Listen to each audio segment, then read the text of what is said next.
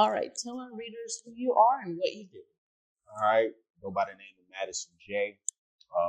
Artist, model, businessman, uh, just all around multi-talented, uh, exceptional human being, father. Uh, yeah, a man of many hats. All right, thank you for your excellent introduction. Thank you, thank you. Are you originally from North Carolina? Yeah, born and raised. From out of NC, out of 919 Raleigh. That's where the foundation is. That's where where I'm from. All right. So let me just dive in a little bit. Want to dissect a few of your songs. Okay. Yep. North Carolina Diamonds. Yep. That dropped in 2023. Correct. And I quote, "A couple of prayers help me get through the night in case the Carolina Reaper is in sight." Mm-hmm. Take us on some of the struggles that you would like to talk about when you were writing those lyrics. Well, that's the intro to These Carolina Nights, and I mean the track is called These Carolina Nights. Really, what I was tapping into was just more or less, for me, what a Carolina night consists of. And one thing, I'm big in faith. Being connected with the Creator. So prayer is something that's like critical for me. So I'm always giving out those prayers to protect myself as I'm moving through not just the Raleigh, Carolina streets, but any street. I want to make sure I leave the same way that I left, or I come back the same way that I left, in one piece. So that Carolina Reaper, that's just death, and everywhere it's got death, unfortunately. So it's just trying to maneuver away from that, from Carolina Reaper, the Reaper himself, death. So I just say those prayers to keep me protected as I maneuver. Yeah. Thank you. That helps a lot because I was wondering what your thought process was. Right. And the Carolina Reaper, I mean, that is used a lot. I've never really understood it. Right. I didn't know what it was or oddly enough, I think there's it's a hot sauce called the Carolina Reaper. Oh. I think, if I'm not mistaken, I think it's called the Carolina Reaper. It's one of the hottest hot sauces in the world. If I'm not mistaken, I'll verify, look it up. Shout out to Carolina Reaper if it is. I'm not big on hot sauce. I don't like hot things like that, so I wouldn't even know. But if I'm not mistaken, I think that's what the Carolina Reaper is. Okay. So your entire album, The Religion, it is amazing. That one you released in 2021. Just give us some insight on that album, kind of what you went through, or right. So with The Religion, that's a collaborative project I did with fellow Raleigh artist Rome Jeter, and we just locked in, and it was actually we recorded songs over a few years, and in hopes of dropping a collaborative project. So once the stars aligned, we had basically put the project out, and we named it The Religion because, again, going back to what I was saying earlier, faith and religion, those are things that are very important in my life. So, we feel like religion is something that dictates and moves the world, and we feel like we move the world too. So you can, without being blasphemous, put us in the same space as religion, as your way of life. Take these words as close to your holy book or your holy text, just to kind of put that little right there. But anytime me and Rome get together, we're trying to create some of the best work possible. And the crazy thing is with The Religion, it's like a small sample of what we're capable of. We've even talked about doing another follow-up to the project as well. So we'll see how that goes if we ever, drop another chapter in The Religion. But I'm very proud of that project, just the fact that we were able to do it and put it out in the city. Mm-hmm. Okay, give us his name one more time. Rome Jeter. All right. the song, What is the Difference? Mm-hmm. That song is just, you can ride to that for, just a good writing song, something to just relax with. Who created the beats on that song? Shout out to Woozy. Woozy, who's that's family pretty much right there. Made the beat. Me and Rome, I think, at the time of when we recorded, we just reached out social media, hey producers, send us some joints. And Woozy shot some joints over to us. He's produced another joint that's on the album as well. But that one right there is just such a crazy energy on that track. I just never forget the session of when me and Rome recorded. Shout out to Da Vinci, who engineered that whole session, and it was just crazy. We locked in, we trying to spar, still sharpen the steel. We just came and delivered our best on the track. Just again, it was for the city. With two pillars in the city, in the state, so just us coming together to do any type of work. That's something that's gonna stop the folks. So I'm just proud of that track as well. We gotta perform that one day. It's just one of those, like you said, it's just you can ride out there. That's gonna like set the evening on fire. Yes. Absolutely. I agree. Yes. Like You Don't Know. That's another one of your songs, and I definitely want to take that as my theme song. Okay. Right now. This is something I want to say to a lot of people. So just walk us through the process of that song a little bit, if our readers haven't listened to that song, just kind of the background of it is. Another one of the joints from the Religion that's just got like crazy energy to it. Shout out to C Razy. Shout out to my bro C Razy who produced that. Again, we reached out to producers. Yo, send me some joints. C Razy sent that over, and when me and Rome were writing the track in the studio, it was just one of those things like, yo, let's just go back and forth. Let's have like, outside of just 16, let's have like different bar sets on this track of what we're trying to do, just to give it, just to have it be different. Yeah, I think they try to play with you like they don't know, and when they do that, that's when like, don't act like it's not me. I'm me. I'm capable of a lot, but I'm gonna have to show y'all better than I can tell you. You're trying to play with me like you don't know. So that's just really one of those tracks right there. It's just let people know not to F around. You don't want to F around. Yes, definitely. It really spoke to me. It was, like I said, I want to take it as my current theme song. Right. That's the theme right there. That's the theme song.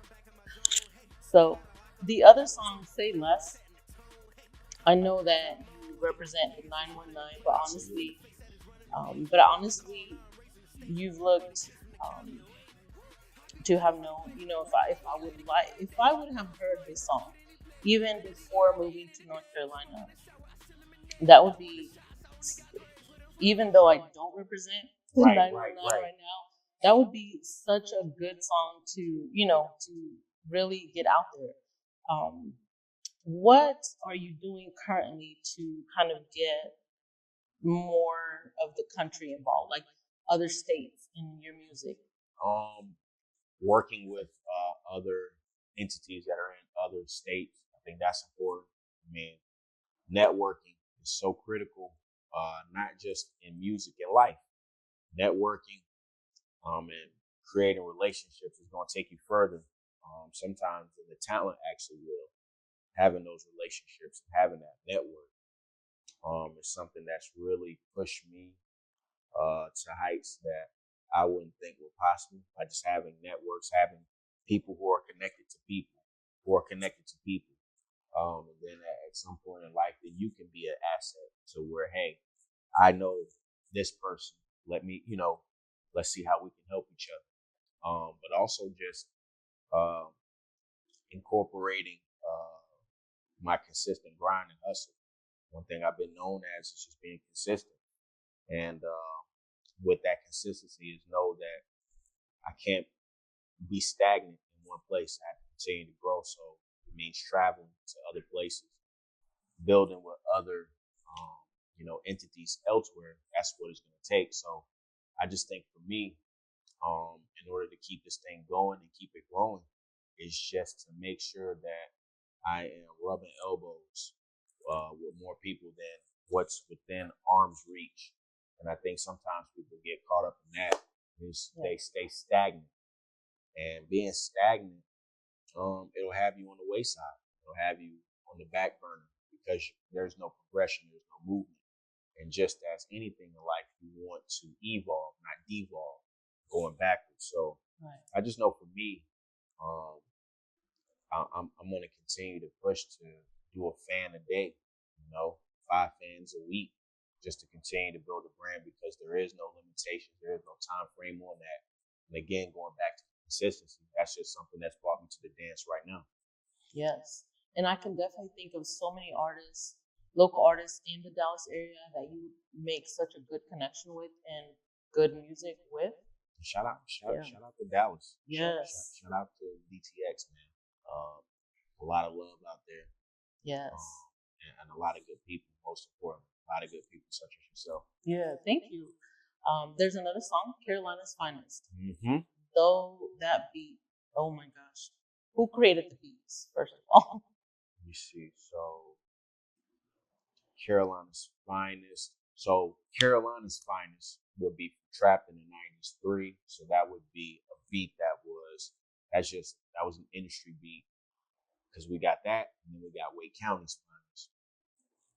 And that was produced by the God, Jamal Nueve. But either or, whether we talk about Wake County's Finest or Carolina's Finest. Okay. So Carolina's Finest, that was off a mixtape that I dropped last year, Trapped in the 90s 3, which is supposed to be 3rd volume of my Trapped in the 90s series. So if you know anything about those Trapped in the 90s, I just take some of the illest 90s beats that I really love and gravitate towards, and I just get on it and I rip them shits. And that's exactly what Carolina's Finest was. I just went in and spazzed on that on the J joint from In My Lifetime. Mm-hmm. It's crazy. I forgot the name of the track, but yeah, I just went in and did my thing. Primo, DJ Premier, he made that beat. Okay. But yeah, and when I say finest, it's not just something I'm just trying to throw out for shits and giggles. Like, when I say I am the finest, I mean that wholeheartedly. Wake County's finest, wholeheartedly. Carolina's finest, wholeheartedly.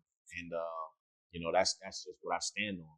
So I am him, That's just something that I'll continue to plant my flag in the soil because I know what it is. Yes. Thank you for that. You have one titled My Day to Come. And you say, this is for anyone who's been looked at as an underdog. Okay. So I know that all too well. For the first 3 years of my magazine, being free to subscribe to, even family or friends wouldn't even subscribe, although it was free. Right. So just give us some insight on how, as a music artist, how frustrating and disrespectful it is to your talent. Oh, man, it can be very frustrating. I think what trumps the frustration is just the determination and then the reception that I receive from the people. If I was an artist that just at the end of the day was not being received by the people, not being received by the fans, not being received by the industry, even though that's not the end all be all, but at some point you have to have some type of entry, whether it's high level industry, low level, somewhere. You got to have some type of metric of where it's like, okay, I'm doing something right. Whether you're doing backpack, trap, drip, whatever the case may be, you have some type of like a sign to show like, okay, I'm on the right path. But I just think for me, it's the drive, that determination, and that willpower. Nothing's gonna stop me. All the disappointments, all the the money that's invested that doesn't always return. You might think, hey, this is the greatest song ever, and doesn't get received how you think it will, or would, or has. Man, keep going and keep pushing. Yeah. because you just never know what your God given ability, where it's going to lead you to. And, in life, you're going to run across disappointments, but at the same time, you also run across those victories. So you always have to soak in the victories and kind of just let those disappointments slide off. Yeah. It's life. It's only right. It'll happen. But I just know, just for myself as an artist, I just know what the end game is going to be for me. So that's kind of like something that keeps me going and keeps me focused on like the end of the journey, wherever that is going to take me. Exactly. Thank you. That is very insightful, and I definitely understand that as well. So your music goes back quite some time. Uh-huh. When did you realize that that's what you wanted to do? This is where you want to, be. I know you have other avenues, Right. but just music alone. The crazy thing, music, kind of was the first avenue. It was like the first avenue that I created on my own, where it's like, okay, um, mind you, high school, starting off, cafeteria ciphers, things of that nature. And, your peers are like, you dope, you're nice. You got something. We've got something. Mm-hmm. I started with a group of guys. Okay. But it's just like, you have to really know what it is that you're trying to do out here, on this thing called life. And just when I saw the reception I was getting from people, I say, yo, I think I can do something. I won't say that I'll be the next A, B, and C, but I'm going to carve out a lane for myself to where I can have people saying, I'm going to be the next Madison J. And I think for me, once I saw those sparks, I said, we got something. And of course, just any craft, it takes time. Have to hone in, lock in, and just develop that skill set. And just throughout the years, even now where I'm at as a veteran artist, I'm still learning and still honing my craft and still sharpening my sword. Because you always just want to be on your P's and Q's. You always want to be at the best of the best of your skill set or the best of your profession, even for yourself, even not against competition or whatever. You want to be the best for yourself. So I just think for me, again, like once I realized, like, hey, we've got something, I said, nah, let's go. Had to sacrifice, relationships, sacrifice opportunities in order to chase. And that sometimes I don't like using dream anymore because it's a reality. This isn't a dream. This is my reality. And once that was solidified, I said, okay, I'm on this path and I'm going to ride it out to however far it goes. Yes. Okay. And you said you started with a group of guys. Yeah. Yep. So was that like a group that got together? Yeah. Group, clique. Especially at that age as you are developing a sense of yourself. Mm-hmm. Your peers, your friends. Shout out to Headhunters H Gang. That is my crew. That's what I started with. Oh. And just being around those guys for so many years, it forced me to level up, my artistry, my wordplay, my bars, but also, level up my life as well. And just from those years in high school to where I'm at now, and I look and I'm like, okay, that was essential. I needed that, almost, like a boot camp. Everything in life happens for a reason. And to have that period in my life where, running with those guys, running with my brothers, I needed that in my life. So when I, separated as a solo artist, I knew how I needed to move, and I knew, the moves that I needed to make. Even if, I was scared. I wasn't used to being alone in terms of doing a lot of the hard work. You either have a few guys to fall back on, but being that I was kind of the sole control of my destiny, was like, okay, you got to take the wheel now. You got to be able to guide and steer the ship. So that's something that I was able to do post my headhunters HK years. But I'm very thankful to have that time in my life and in my career.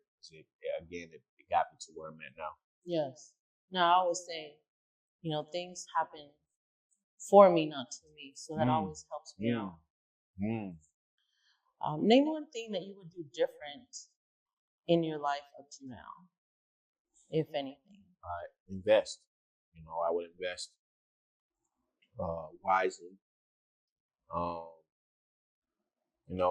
and it's crazy because that question, when I hear it sometimes from other people, I'm like, oh, I wouldn't change anything. Right. And for me, that I can't even say that.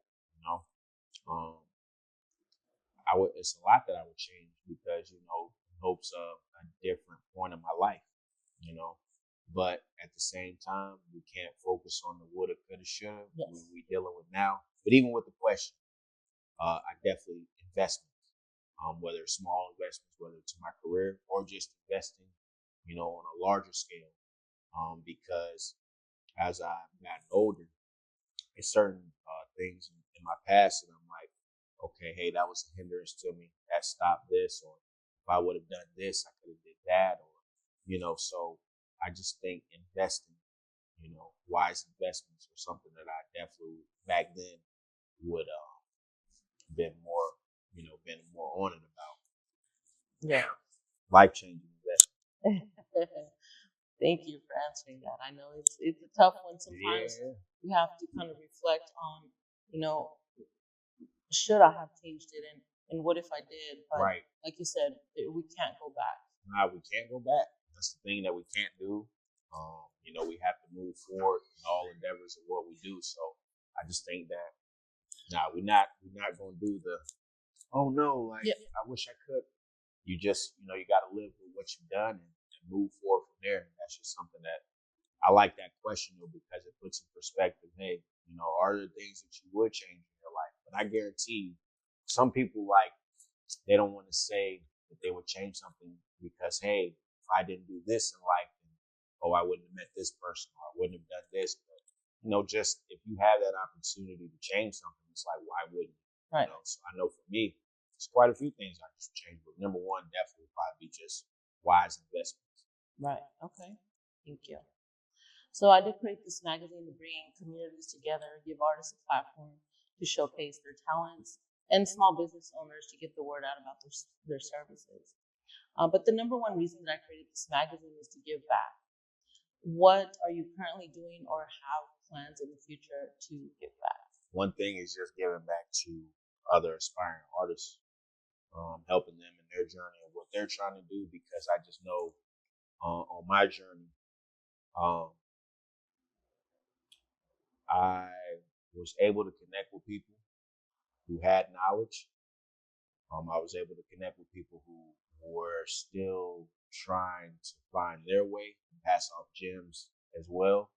But I just think for everything that I've done in my career, I would, and I do now, have done throughout the years, but especially at this point of my career, is just giving back gems, nuggets, and knowledge to other artists that will come up, especially younger artists, being that the playing field, especially with social media and all of the technology that's been going on throughout the past couple of years, it's opened the playing field up to where now you got 5, 6, 7-year-olds creating music. Yeah. But also at the same time, we know a young mind is easy to mold. So again, my thing for me, how I can give back is just giving my knowledge and what I've learned in this game, give it to that next generation so that they don't make the same mistakes that I made, that OGs before me made. So it's just keeping that,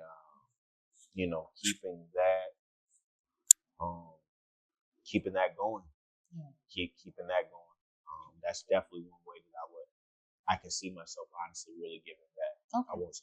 I can't, obviously charity work, things of that nature, but I know where I really had that impact. Right. Is giving the gems back. Yeah, we all know our niche, so that's a good Absolutely, one. Yeah. absolutely. So this quarter, I am asking all the artists a question. You can choose to answer that you want. Is love a feeling or a choice? Love is a feeling. Love is a feeling, and I say it's a feeling. You know, the most basic, your first love. What they say, your mom, your mother, kind of the first person that you're attached to, that you really have a bond and relationship with. And I look at that as like that's not something that a child chooses to do. Like, oh, I'm gonna love this person. It's just it's a development. They developed this strong connection to this person. They might not know why. Hey, this person feeds me. This person burps me. This person bathes me. Whatever. But they build that connection in the purest form. So even with the relationship of, you know, between two people, it's like you do choose to love them, but you don't choose at the same time because it's, feelings, they are natural. It's a choice of, the aftermath of the feelings. That's where I feel like the choice comes in. You can be mad about something, but what are you going to do after, you know, that emotion is set in? You can be happy. What are you going to do after that emotion is set in?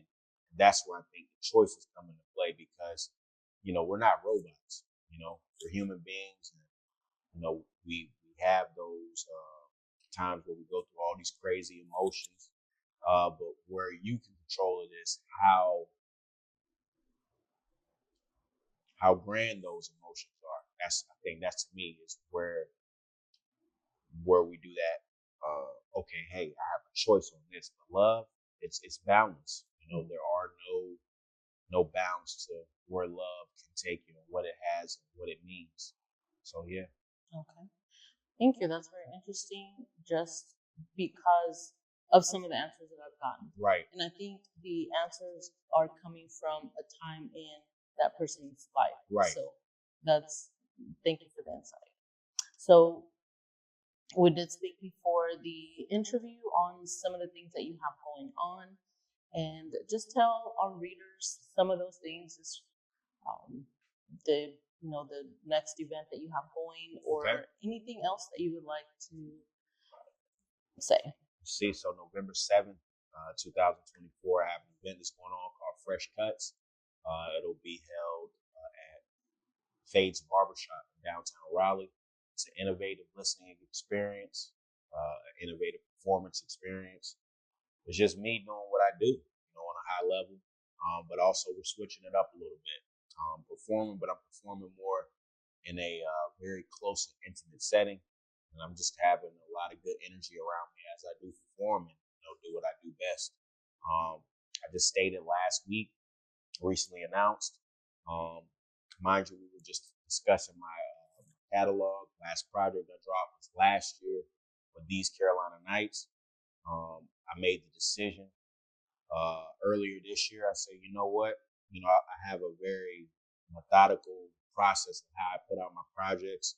I said, nah, I got to give the people, give my fans, especially in 2024, I got to make sure I'm giving them product the way that I'm supposed to. So I said, okay, every month, 2025, you're getting a project, whether it's a mixtape, an EP, an LP, whatever the case may be, you're getting one. It can range anywhere from 5 to about 15 tracks per project, but each one will have a different, it's going to be a different thing. Mind you, going through my catalog, we got Raps Like Wrestling series. I'll be putting out a third volume of that. Trapped in the 90s, that's on the third volume. I'll be putting out a fourth volume of that. I got a project called Braces. I'm real big with mind you, my debut album is called Return to the Gap. Sophomore album was called Diastema. So we're just keeping that legacy going with Braces. And that's just bringing the Gap together. So that's a project that's going to be, it's just going to be really dope. But next year, 2025, I said the workload has to go up tenfold. And just even with those projects, you're not just going to get a project, like you're going to get visuals, you're going to get a full rollout. And it's a challenge for myself as an artist to be like, okay, 30, 31 days after all these projects, you're going to come and still have more content. That's not something that all artists, even on a national level, can do. So it's a challenge to myself to be like, all right, 12 projects, 12 months, let's get it. It's going to be a very exciting 2025. So I hope all the fans will be tapping into those projects and looking forward to that. All right, thank you. And where can the fans get your music? Where can they download, listen? Well, of course, honestly, it's 2024. Whatever streaming platform that you're using or whatever platform that you know about, basically wherever you consume the music at, you just punch in Madison J. Madison, that's MADISONJAY. Catalog is going to come up. But we got to be able to separate. You have platforms such as AudioMac, Bandcamp, which are more artist friendly. You're going to get like my whole catalog, mixtapes, all of that stuff.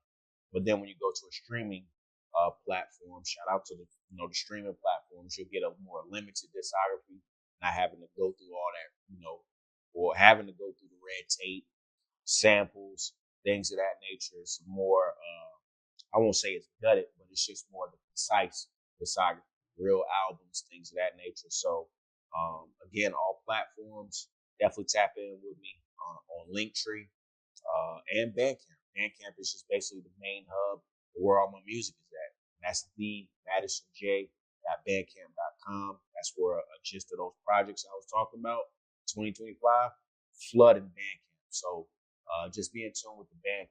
There's definitely going to be a lot of special activity going on for the next 365 days. All right.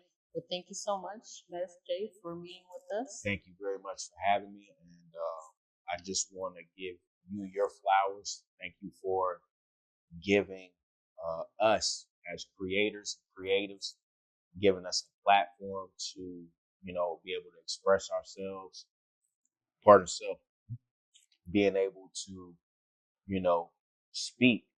I just think that's something that it goes over people's heads. To have a skill, have a talent, and being able to have somewhere to express it. We all make up this ecosystem. I hate to use the industry because it's got like a little taint on it. I don't like that taint. But we're in this ecosystem as creators. So when that cycle goes around, it's just a beautiful thing. Artists working with producers working with, you know, instrumentalists, photographers working with the instrumentalists. It's a beautiful cycle that all of us creatives get to do, and I just want to give you your flowers. Keep doing what you're doing. You really are changing the world one day at a time, because you are documenting history in real time, and that's something that can't be negated. Like how we look at the artists of yesterday and how their journeys were documented. You're documenting history the same way that they were doing now.